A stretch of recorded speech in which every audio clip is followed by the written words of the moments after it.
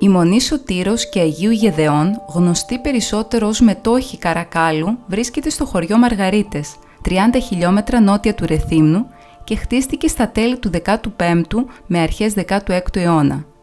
Ανήκει από τον 18ο αιώνα στη Μονή Καρακάλου του Αγίου Όρους. Ο κτήτορας της Μονής ανήκε στην ενετοκριτική οικογένεια των Δανδόλων που είχε την περιουσία του στις Μαργαρίτες.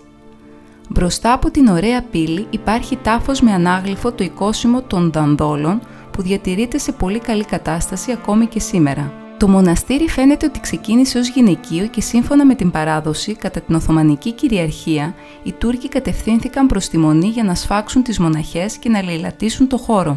Αυτές διέφυγαν από τη Μονή και κρύφτηκαν σε ένα σπήλαιο της περιοχής. Οι Τούρκοι τις ακολούθησαν και σύμφωνα με την παράδοση, όταν έφτασαν έξω από το σπήλαιο, ένα άσπρο σύννεφο σκέπασε την είσοδό του και έτσι σώθηκαν οι μοναχές.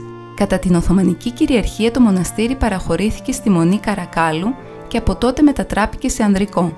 Ένας από τους μοναχούς που έζησε στη Μονή για 6 χρόνια, μέχρι το 1803, ήταν και ο Σιωμάρτυρας Γεδεών, ο οποίος καταγόταν από τον Τύρναβο της Λάρισσας.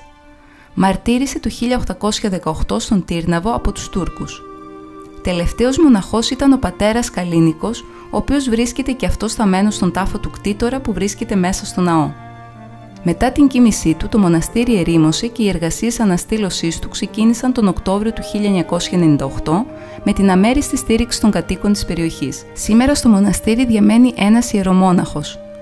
Το καθολικό της Μονής είναι αφιερωμένο στην κοίμηση της Θεοτόκου και σύμφωνα με την επιγραφή ανακαινίστηκε τον 18ο αιώνα όταν έγιναν και άλλες εργασίες στο συγκρότημα. Στο κέντρο σώζεται τάφος, πιθανότατα του κτήτορα, του οποίου το οικόσιμο έχει εντυπωθεί σε καλυπτήρια πλάκα. Από το παλιό μοναστήρι σώζονται μόνο 2 κτίρια του 18ου-19ου αιώνα και μερικά νεόδμητα του 21ου αιώνα. Ο χώρος λειτουργεί για θρησκευτικές τελετές, δοξολογίες, επιμνημόσυνη δέηση, θείες λειτουργίες, καθώς επίσης γιορτάζει την επέτειο του Ολοκαυτώματος με πολιτιστικά δρόμενα. Πραγματοποιούνται καταθέσεις στεφανιών και εκφωνούνται πανηγυρικοί επετείου. Κατασκευάζονται εικαστικά έργα με τη συμμετοχή του κοινού, γίνονται παρουσιάσεις έργων και συζητήσεις. Επιπλέον, σχολεία επισκέπτονται συχνά τον χώρο για εκπαιδευτικούς λόγους.